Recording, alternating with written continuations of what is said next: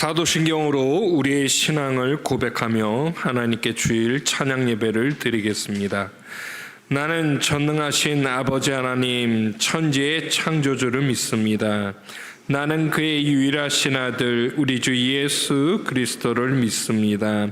그는 성령으로 잉태되어 동정녀 마리아에게서 나시고 본디오 빌라도에게 고난을 받아 십자가에 못 박혀 죽으시고 장사된 지 사흘 만에 죽은 자 가운데서 다시 살아나셨으며 하늘에 오르시어 전능하신 아버지 하나님 우편에 앉아 계시다가 거기로부터 살아있는 자와 죽은 자를 심판하러 오십니다. 나는 성령을 믿으며 거룩한 공교회와 성도의 교제와 죄를 용서받는 것과 몸의 부활과 영생을 믿습니다. 아멘. 다 같이 찬송가 282장 찬양하시겠습니다.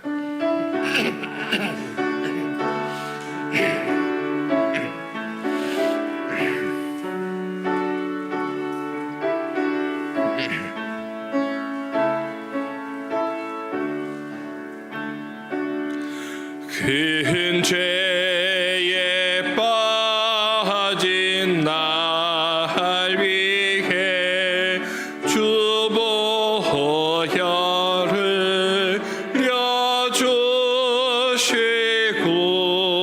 또 나를 오라 하시니 주께로 거저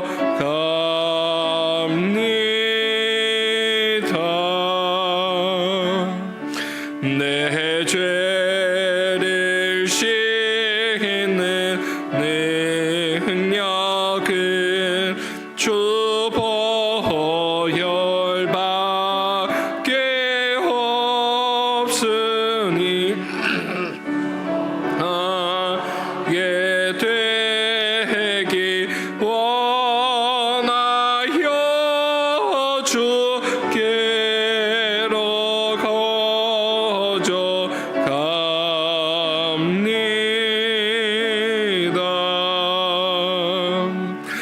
큰 죄악 씻기 원하나 내게 힘이 항상 약하니 보혈의 공로 믿고서 주께로 거저 갑니다.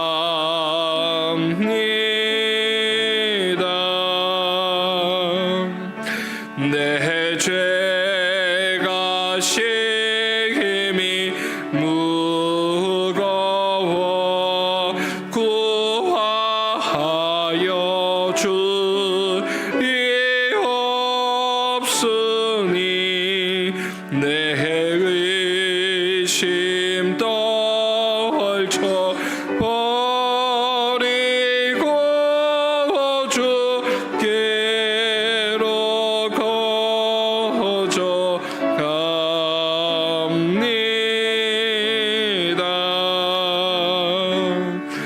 죄 용서하여 주시고 내 마음이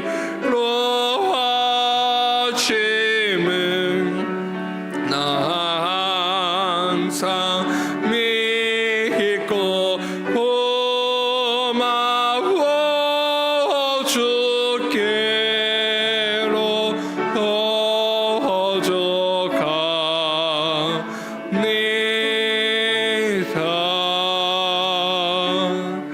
주 예수 베푼 사랑이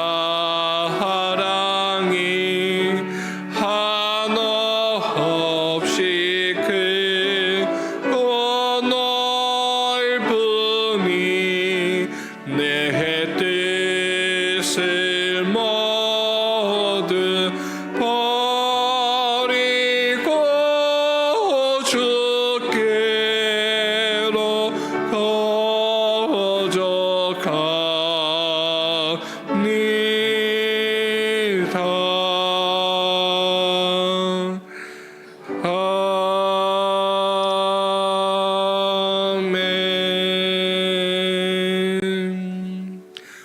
오드규 안수 집사님께서 기도 인도하시겠습니다.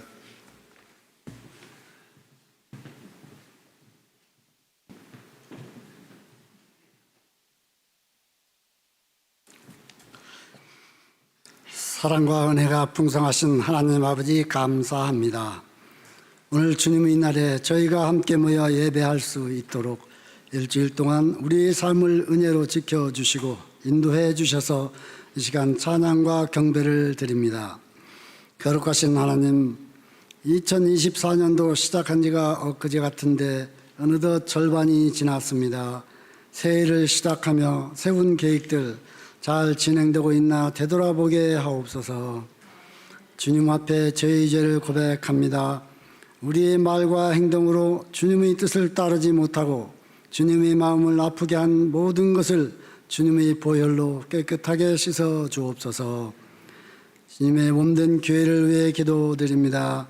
우리 교회가 주님의 말씀으로 중심으로 주님의 뜻을 이루어가는 공동체가 되게 하옵소서. 각 부서와 사역자들에게 지혜와 능력을 주셔서 주님의 사랑을 전하는 데 힘쓰게 하옵소서. 이곳에 주님의 몸된 교회를 세워주시고 주님의 일을 하게 하여 주시니 감사합니다.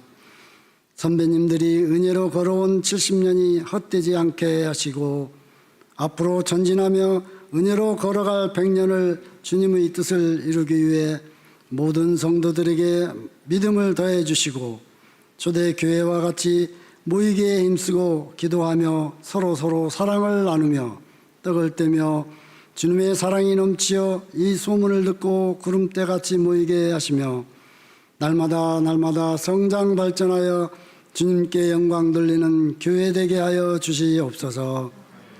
특별히 주일학교에서는 유치부, 아동부, 중고등부 청년위원회가 주님의 말씀 안에서 주님의 사랑과 기쁨으로 주님의 진리를 깨닫는 지혜를 갖기 위하여 여름철 성경학교가 시작되었습니다.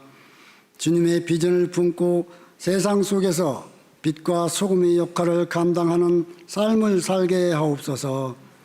교사들과 지도자들에게 성령의 인도하심을 주셔서 주님의 사랑과 진리를 잘 가르치고 나누게 하옵소서.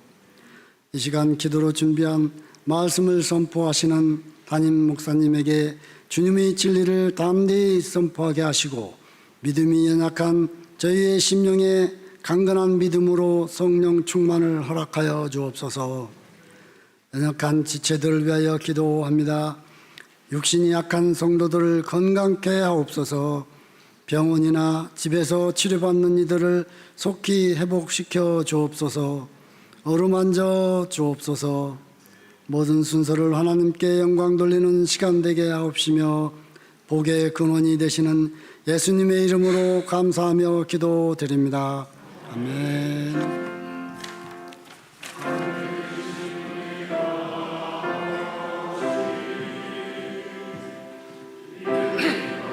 여김을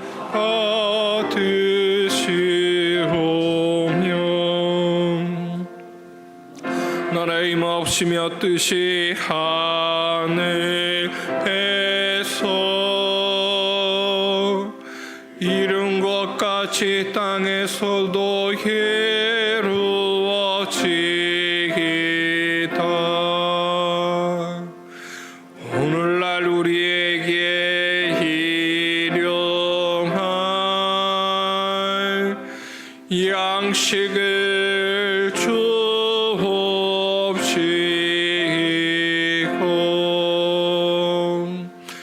우리가 우리에게 죄지은 자를 사하여 준 것 같이 우리가 예수를 사하여 주옵시고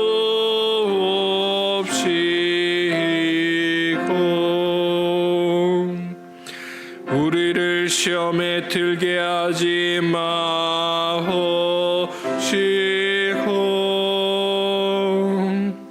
다만 악에서 구하옵소서. 대개 나라와 권세와 영광이 아버지께 영원히 예사옵나이다.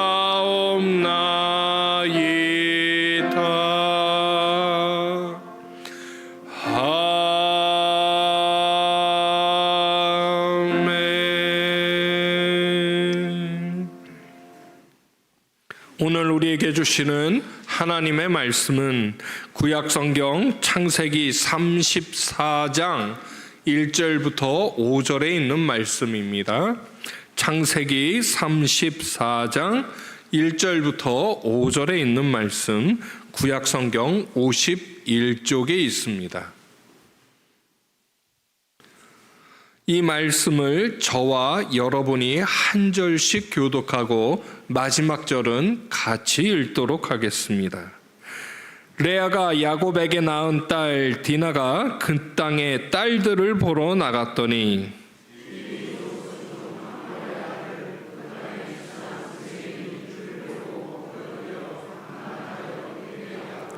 그 마음이 깊이 야곱의 딸 디나에게 연연하며 그 소녀를 사랑하여 그의 마음을 말로 위로하고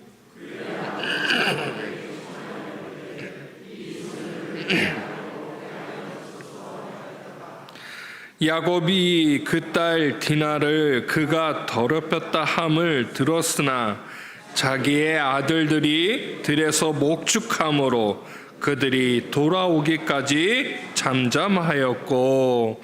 아멘. 이 시간 담임 목사님께서 당혹스러운 세상에서 믿음을 묻다라는 제목으로 말씀 선포해 주시겠습니다.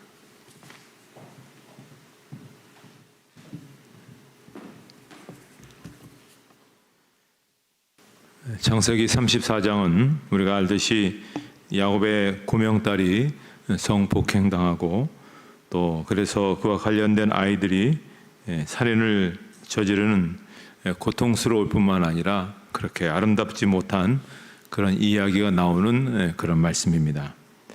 하지만 이 34장은 또한 우리들에게는 오늘 우리들이 세상 속에서 살아가는 동안 현실적으로 부딪히는 여러 가지 중요한 그러한 문제들이 있는데요. 그러한 그 문제들을 우리가 어떻게 다뤄야 될지, 믿음 없는 사람들과의 관계 속에서 일어나는 여러 가지 분쟁이나 또 어려움들을 우리가 어떻게 대해야 될지에 대한 그런 말씀을 하고 있습니다. 자, 야곱은 일찍이 정처 없이 길을 가다가 하나님 앞에 서원한 것이 있는데 자기가 베델로 가겠다 그렇게 했습니다. 하지만 저 지도에 있는 것처럼 야곱은 베델에서 북쪽으로 약 45km 정도 떨어진 세겜에 정착했습니다. 자, 왜 세겜에 정착했느냐면 당시 세겜은 상업과 무역의 중심지였고 목초지가 많아 목축을 하기에 굉장히 중요한 그러한 장소였습니다. 그러다 보니까는 현실적인 이익에 빠져서 서원을 잃어버리고 세겜 땅에 땅을 사서 장막을 짓고 살았던 것입니다. 그리고 그곳에서 야곱은 세겜 사람들과 거래를 하고 매우 가깝게 지낸 것을 볼 수가 있습니다. 그래서 창세기 34장 21절에 보면 이 사람들은 우리와 친목하고 이 땅은 넓어 그들을 용납할 만하니 그들이 여기서 거주하며 매매하게 하고 우리가 그들의 딸들을 아내로 데려오고 우리 딸들도 그들에게 주자라는 이 이야기를 통해서 보면 세겜 부족장의 말에 서로 통혼하자는 제의를 한 것을 볼 때 그들이 대단히 가까웠다라고 하는 것을 알 수가 있습니다. 자, 야곱에게는 12명의 아들과 그리고 디나라는 외동딸이 하나 있었습니다. 당시 디나는 15살쯤 되는 그러한 아이였죠. 집에 있어봐야 온통 다 오빠들이 다 남자들이고 외동딸이었기 때문에 자기의 마음을 터놓고 대화를 나눌 만한 그런 상대가 없었던 것입니다. 그래서 창세기 34장 1절에 있는 것처럼 레아가 야곱에게 낳은 딸 디나가 그 땅의 딸들을 보러 나갔더니, 결국 집안에서의 어떤 외로움을 이기기 위해서 그 땅의 딸들을 보러 나갔다. 이 얘기는 또래 여자친구들이 어디 있는가 한번 찾아보러 나갔습니다. 결국 이 말씀은 디나에게 외로움이 있었다는 것이죠. 외롭고 대화할 상대가 없다 보니까는 자기 또래의 그런 친구를 찾아서 나가게 된 것입니다. 하지만 디나는 이 땅 원주민, 가나안 땅 원주민들이 얼마나 도덕적으로 성적으로 문란한 사람들인가를 알지 못했습니다. 그 당시에 가나안 사람들은 근친상간이라든지 수간이라든지 동성연애라든지 이런 것에 대해서 아무런 죄책감 없이 그렇게 하고 있었던 그런 사람들이었습니다. 이런 행위와 더불어 진행된 우상 숭배는 엄청난 도덕적인 성적인 부패를 가져왔던 것이죠. 하지만 디나는 이러한 가나안의 문화에 대한 그런 선 이해가 없었습니다. 그저 또래 친구들을 한번 만나보고 싶고 사귀어보고 싶었던 것입니다. 반면에 아버지 야곱은 어른이었기 때문에 충분히 이 가나안의 문화가 어떤 문화인가를 너무나 잘 알고 있었습니다. 그렇기 때문에 디나에게 마땅히 주의를 주었어야 했던 것입니다. 그럼에도 야곱은 아무런 경고를 주지 않았던 것이죠. 자녀를 제대로 돌보지 않았습니다. 자, 그렇게 집 밖을 헤매던 디나는 결국 세겜의 추장 하몰의 아들 세겜에게 성폭행을 당하고, 그리고 창세기 34장 26절에 있는 것처럼 칼로 하몰과 그의 아들 세겜을 죽이고 디나를 집에서 데려오고 라는 구절을 통해서 볼 때 세겜의 집에 납치 감금되어 있었다라고 하는 것을 알 수가 있습니다. 자, 이 세겜이라는 마을은 동네 이름이면서 동시에 추장 아들의 이름이 됩니다. 창세기 34장 19절에 이 소년이 그 일 행하기를 지체하지 아니하였으니 그가 야곱의 딸을 사랑하며 그가 그의 아버지 집에서 가장 존귀하였더라. 세겜의 추장 하몰에게는 여러 명의 아들이 있었는가 봅니다. 그 중에 한 아들을 세겜이라 짓고 너는 나를 이어 이 추장이 될 것이다 라고 그렇게 했던 것입니다. 그는 성경에 기록된 대로 존귀한 자였지만은 정욕의 노예였습니다. 그래서 디나가 길거리에 홀로 다니는 것을 보고 그녀를 성폭행하고 그를 사랑하여 집에 들이고 밖에 나가지 못하게 감금을 했던 것입니다. 자, 이렇게 디나에게 일어난 일은 예측 가능한 그러한 일이었고 필연적으로 일어날 수밖에 없는 일이었습니다. 아버지 야곱은 미리 디나에게 닥칠 위험을 경계했어야 마땅합니다. 그러나 야곱은 디나가 세상을 가까이 하도록 방치했던 것입니다. 오늘 마찬가지라고 생각합니다. 오늘 우리의 자녀들이 밤이 늦도록 길거리를 방황하며 돌아다니는 경우들이 있지 않겠습니까? 우리는 그 부분에 대해서 듣든지 아니 듣든지 신앙인의 그 부모로서 우리가 그것에 대해서 경계를 해야 되는 것이죠. 왜냐하면 성경에도 보면 밤을 좋아하는 것은 하나님의 역사가 아닙니다. 자녀들이 세상과 가까워지면 세상은 하나님의 자녀들에게 상처를 입히게 되어 있는 것이죠. 자, 우리들은 세상 속에서 살아가지만 세상에 속한 사람들은 아닙니다. 성도들은 하나님이 따로 구별해 놓은 그런 사람들이죠. 우리는 세상 사람들과는 다른 그러한 사람들임을 알 수가 있습니다. 자, 요한복음 17장 16절 말씀을 우리 한번 같이 읽도록 하겠습니다.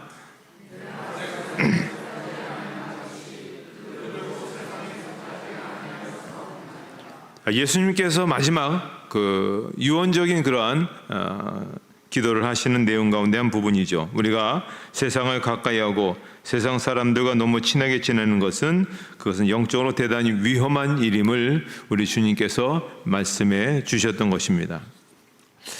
자, 저는 이 창세기 34장을 보면서 아무리 이해하려고 해도 이해가 되지 않는 것이 바로 뭐냐면 바로 아버지 야곱의 침묵이었습니다.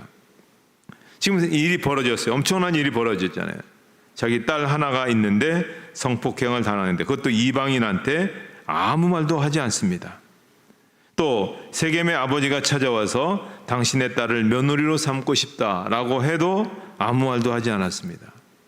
창세기 34장 5절에 야곱이 그 딸 디나를 그가 더럽혔다 함을 들었으나 자기 아들들이 들에서 목축함으로 그들이 돌아오기까지 잠잠하였고.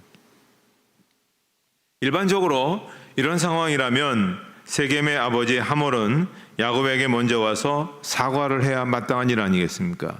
제 아들이 너무 잘못했습니다. 또 내 아들이 당신의 딸을 이렇게 했으니 죄송합니다. 내 아들이 당신의 딸을 그래서 아내로 맡고자 하고자 하는데 어찌 안 되겠습니까? 자, 이렇게 이제 원래 그렇게 사고를 가한 그런 사람들이 해야 이치에 맞는 겁니다. 그렇지만 이 하몰이라는 사람은 대단히 뻔뻔한 사람인 것 같습니다. 사과의 말을 하지 않았습니다.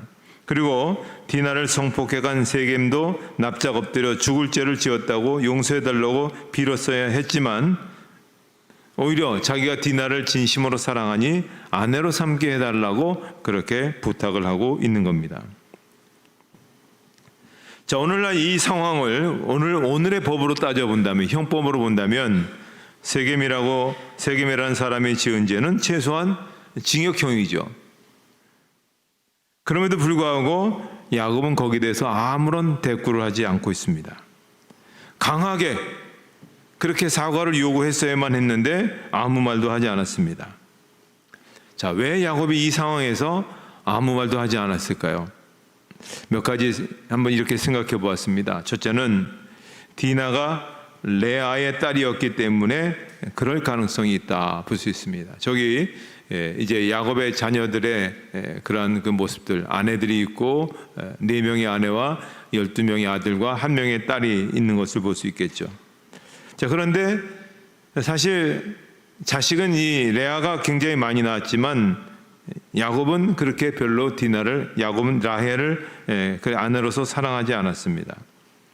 만약 디나가 사랑하는 아내 라헬의 딸이었다면 아마 이 문제를 대하는 태도는 달랐을 것입니다. 그러나 디나의 엄마인 레아는 야곱이 그렇게 안중에 두지 않았던 그러한 여인이었습니다. 자식은 많이 낳았지만 그렇습니다.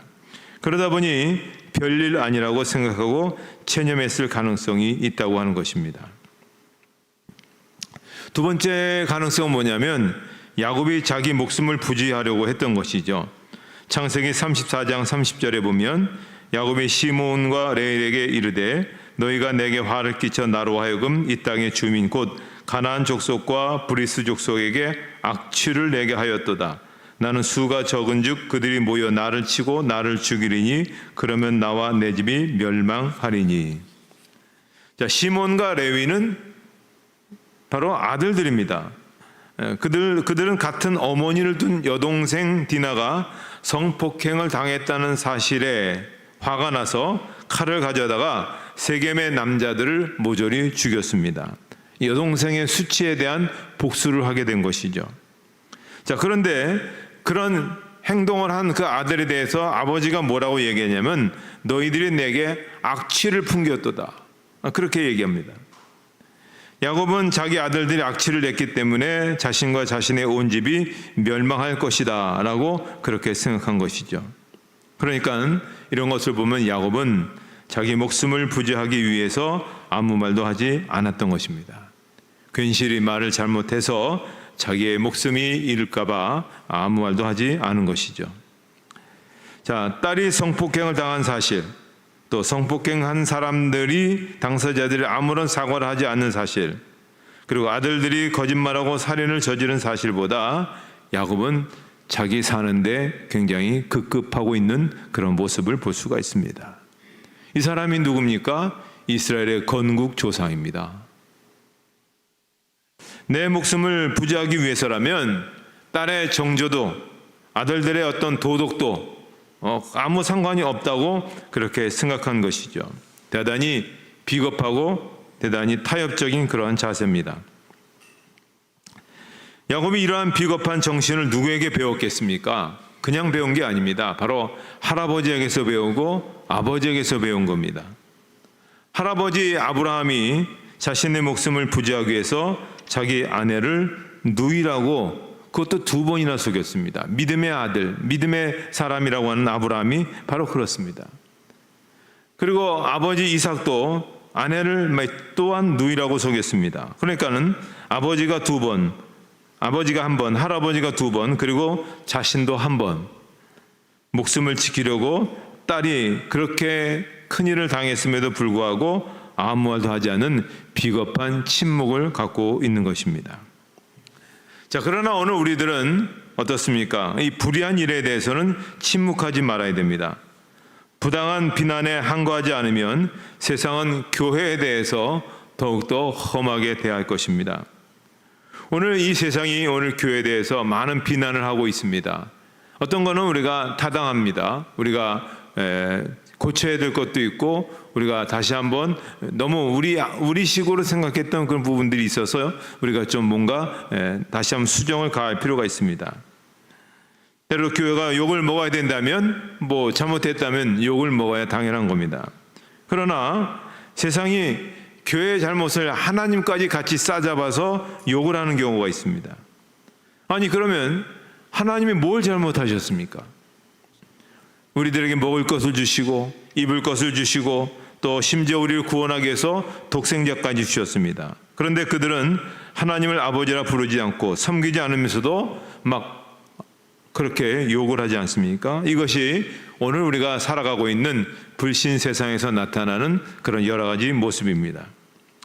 우리가 잘못했다면 거기에 대해서 우리가 비난받는 것은 우리가 감내할 수 있습니다. 그러나 세상이 하나님을 모독할 때도 우리가 가만히 있어서는 안 됩니다. 그럴 수가 없습니다. 아무리 우리가 세상의 다양성을 인정하더라도 또 우리의 권리가라는 것이 있고 또 우리가 바로 살아가야 되는 삶의 모습들도 있는 것입니다. 그래서 우리가 절대로 비겁한 그런 침묵으로 대응해서는 안 됩니다. 좋은 게 좋은 것식으로 그렇게 해서는 안 되죠. 잘못됐을 때 또 여러 가지 피해를 입혔을 때는 분명하게 우리가 여러 가지 법적으로 또 물리적으로 또 여러 가지 우리가 책임을 물어야 되겠죠. 요한복음 18장 21절에 보면 대제사장 앞에서 재판을 받으시는 예수님의 모습을 볼 수가 있습니다. 자, 그런데 예수님께서 이제 답변을 하시니까는 대제사장의 부하 중에 하나가 손으로 예수님을 때립니다. 그때 예수님께서 뭐라고 말씀하셨는지 요한복음 18장 23절 말씀을 한번 같이 읽도록 하겠습니다.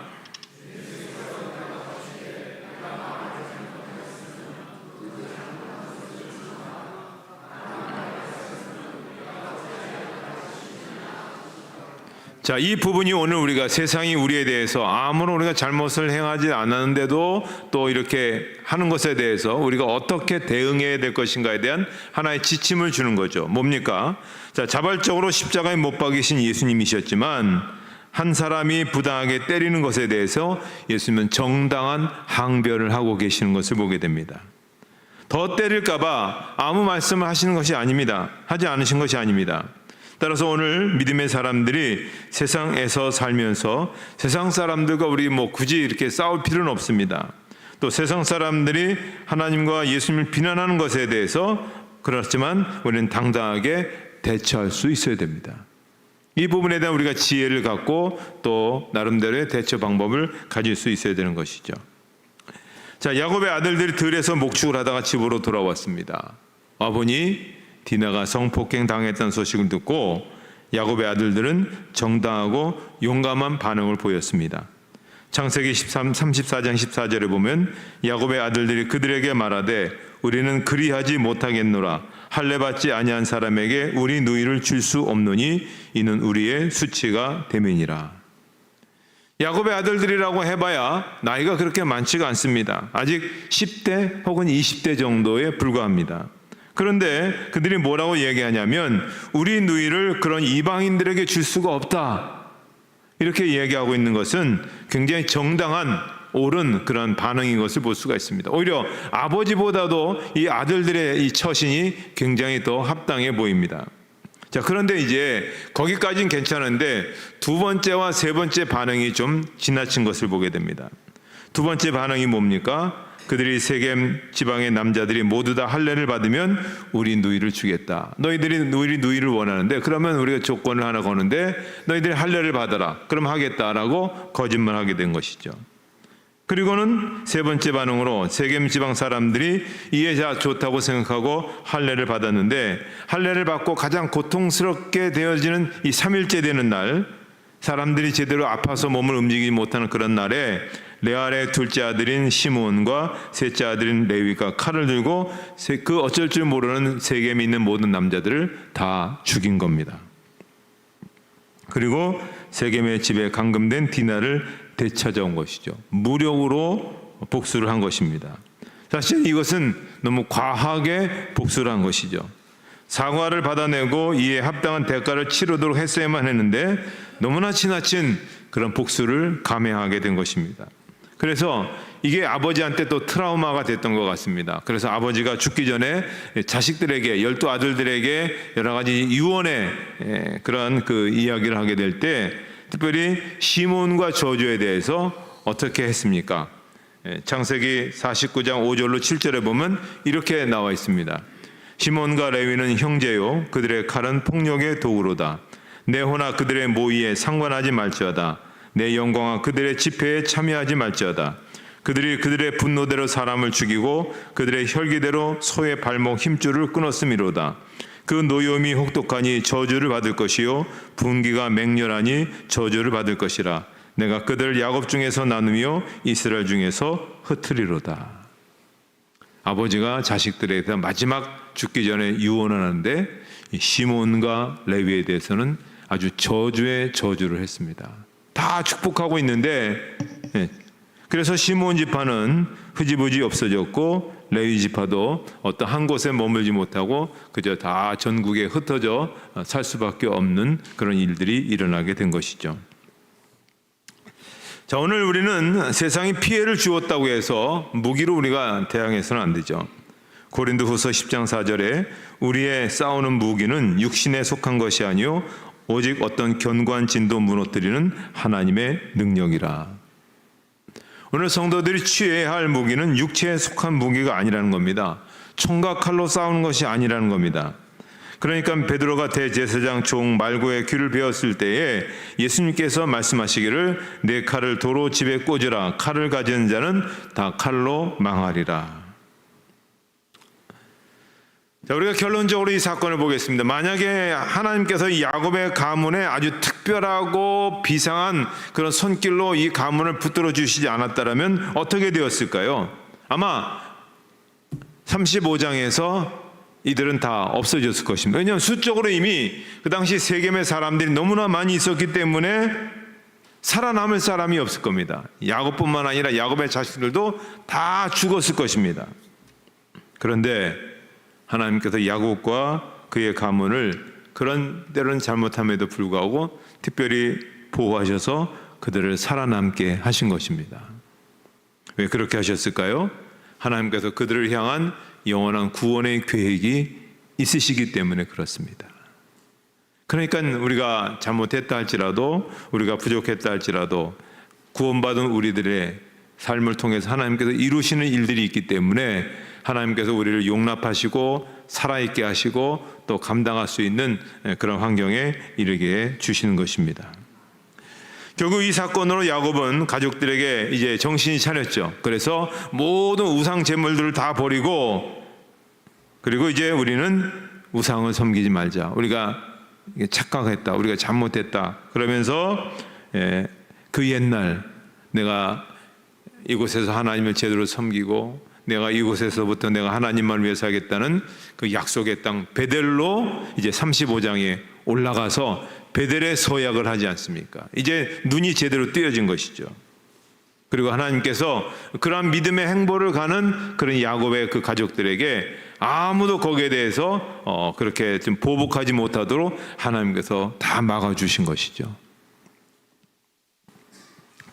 우리는 믿음의 사람들이지만 세상 속에서 세상 사람들과 더불어 지금 살아가고 있습니다.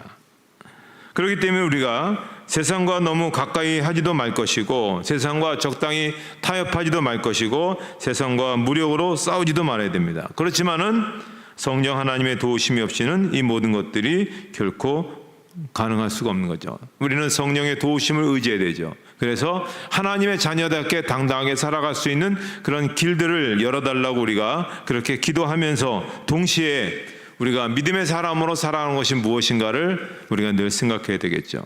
믿음의 사람들이라면 세상 사람들이 볼 때 인정할 수 있는 것, 또 그들을 보면 정말 존경할 수 있는 그런 우리의 삶의 자세를 우리가 끊임없이 노력하고 또 그러면서 하나님의 선한 역사가 이루어지는 통로로 살아가기를 우리가 간절히 원하면서 이 모든 일은 성령에 의해서 하나님의 붙들어 주심에 의해서 되어지기를 간절히 원할 때 오늘 하나님께서 우리를 통한 구원의 역사가 우리의 사는 모든 삶의 환경과 처지에서 그렇게 나타나게 되어지는 것입니다.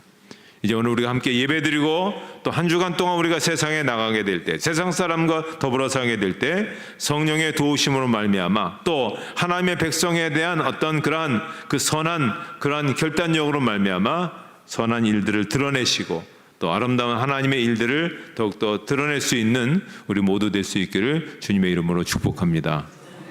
하나님 아버지 감사합니다. 오늘도 귀한 주일을 허락하여 주셔서 온종일 하나님 앞에 예배할 수 있게 하시고 또 말씀 안에서 또 많은 은혜와 또 많은 결단과 또 좋은 그러한 소망을 갖고 나갈 수 있도록 인도해 주시니 감사합니다. 세상 속에서 때로는 믿지 않는 사람들과 더불어 살아가게 될 때 믿는 사람으로서의 그 분명한 삶의 자세를 가지게 하여 주시고 우리 힘으로 살 수가 없지만은 성령의 능력으로 말미암아 하나님의 도우심으로 말미암아 하나님의 거룩한 일들과 하나님의 비전들을 이루어 나가는 그런 저희들의 삶이 되게 하여 주시옵소서. 예수님의 이름으로 기도하옵나이다. 아멘.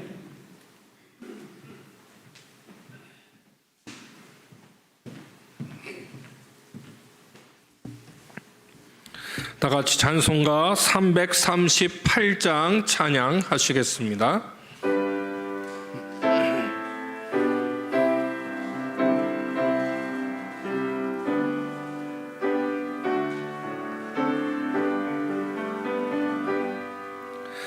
내 주를 가까이 하게 함은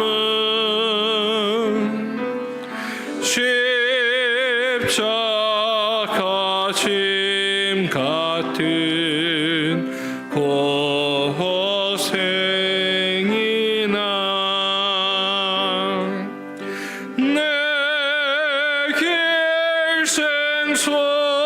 소원은 널 찬송하면서 주께 더 나아가기 원합니다. 내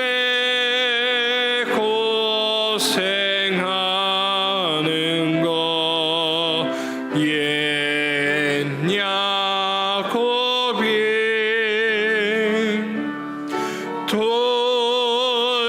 돌베개 베고자 갔습니다.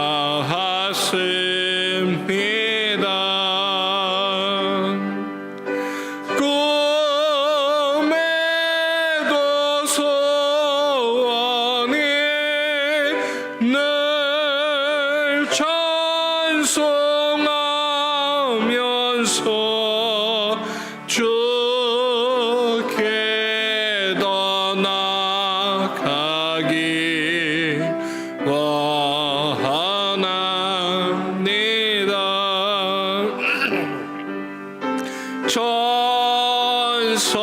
천성에 가는 길 험하여도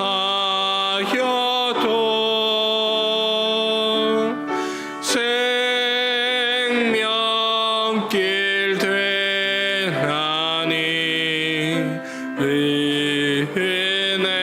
은혜로다. 천사 날 부르니 늘 찬송하면서 주께 더 나아가기 원합니다.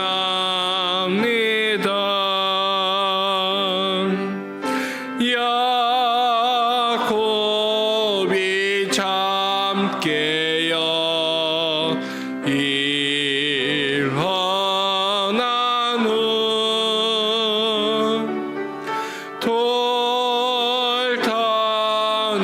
쌓은 것 보험받아서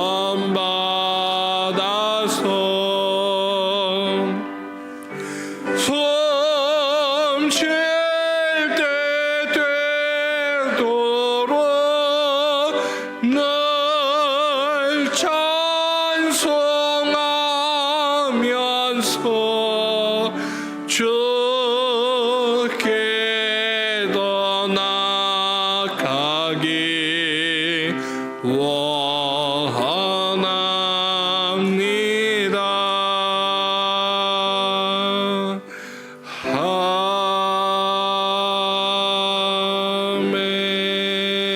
아멘. 담임 목사님 나오셔서 축도해 주시겠습니다. 하나님 감사합니다. 오늘도 복된 주일을 허락하여 주시고 하나님 앞에 나와서 예배하게 하여 주시고 또 믿음의 성도들과 아름다운 친밀한 친교와 나눔을 가질 수 있도록 은혜 주심을 감사합니다. 오늘 하나님께서 우리에게 주신 많은 은혜, 또 우리에게 주신 많은 능력과 힘을 가지고 또 세상 안에서 믿음의 사람으로 당당하게 살아가길 원합니다. 하나님 사랑하는 성도들이 머무는 곳마다 하나님 승리하는 일들이 있게 하여 주시고 번창한 일들이 있게 하여 주시고 하나님의 거룩한 비전들을 이루어가는 귀한 역사가 있게 해 주시옵소서. 무엇보다 머무는 곳마다 예수님의 향기가 나타날 수 있게 해주시고 예수 믿는 이로서의 그 당당함이 분명히 표현되어지는 그런 귀한 삶이 되게 해 주시옵소서. 가정에서도 함께하여 주셔서 가정에서도 믿음의 아름다운 일들이 일어나게 하여 주시고 믿음의 계승이 계속해서 이루어질 수 있도록 인도해 주시고 믿음의 역사로 인해서 믿음의 나눔으로 인해서 견고한 그런 가정들이 되어질 수 있도록 인도해 주시옵소서.